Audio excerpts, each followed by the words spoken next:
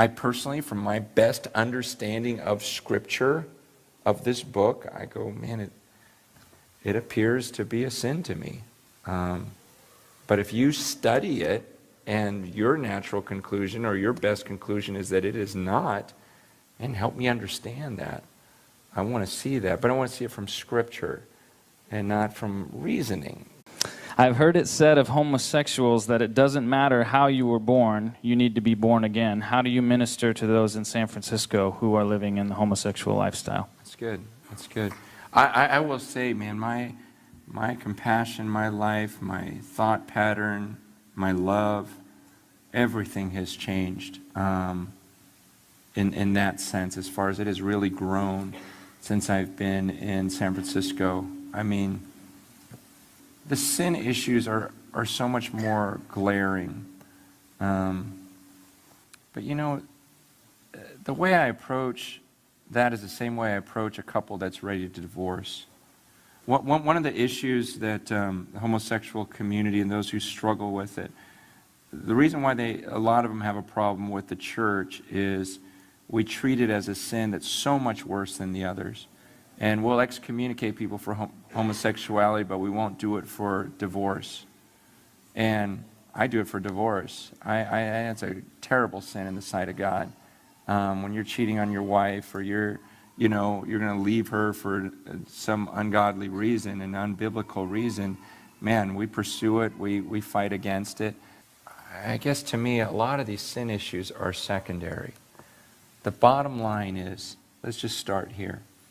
What I say to people, whatever issue you're dealing with today, is, are you willing to surrender to God no matter what He says? What if He said in this book, Chinese people have to stand on their heads?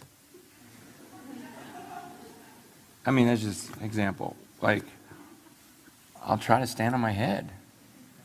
I mean, I'll just, He's God. What if He said, Chinese people don't get to marry? He's God. I don't like that, but I'm going to surrender to that because I understand the difference between a creator and a created being. Like, so whatever.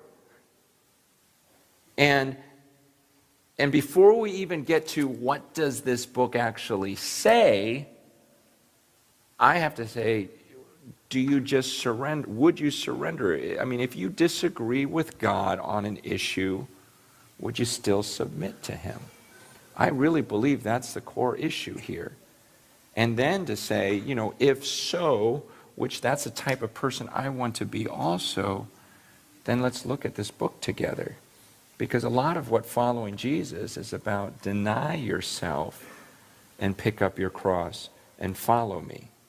A lot of this is about beating your body and making it your slave. It's about not doing some of the things you very much want to do. That's just a major part of what it means to follow Jesus. And so it's not even I don't even think that's the core issue. That's not the first thing I talk about. If two guys come in holding hands or whatever, that's not the first thing I'm going to address. I really think we jump to that too quickly, rather than saying, okay, at the core of your being, do you believe in a creator? And if He is your creator, would you surrender to whatever He asked you to do? And if so, then, maybe I'm wrong on some of this. I mean, I'm a human being. I'm going to be off on things. Let's study this book together. Let me teach you how to study the book, and then you tell me, what does it say?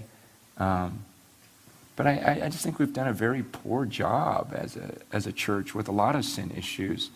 I personally, from my best understanding of Scripture, of this book, I go, man, it appears to be a sin to me. But if you study it, and your natural conclusion or your best conclusion is that it is not, and help me understand that. I want to see that, but I want to see it from Scripture and not from reasoning.